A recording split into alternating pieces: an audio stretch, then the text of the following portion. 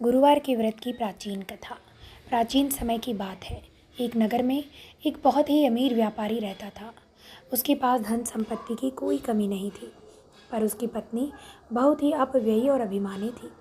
वह भगवान और धर्म के कामों में कोई विश्वास नहीं रखती थी। एक दिन बृहस्पति देव साधु का वेश धारण कर उसके घर भिक्षा मांगने आए। व्यापारी ने श्रद्धा से भिक्षा दी, पर उसकी पत्नी ने साफ मना कर दिया और कहा, हम कुछ नहीं देते, जाओ कहीं और मांगो। बृहस्पति देव ने समझाया, तुम्हें जो धन मिला है वह भगवान की कृपा से है। यदि तुम धर्म और दान नहीं करोगी तो एक दिन सब कुछ नष्ट हो जाएगा। उस स्त्री ने क्रोध में आकर कहा, ले जाओ सब धन, मुझे भगवान की कोई ज़रूरत नहीं। यह सुनकर बृहस्पति देव ने कहा, ठीक है, जैसा तुम चाहती हो, और उन्होंने अपना रूप प्रकट कर दिया। कुछ ही समय में उस व्यापारी का व्यापार डूब गया। घर की स्थिति खराब हो गई, नौकर चाकर चले गए और भोजन के लाले पड़ गए। तभी एक दिन व्यापारी ने एक संत से अपने दुख का कारण पूछा। संत ने बताया कि यह सब बृहस्पति देव के अपमान का फल है।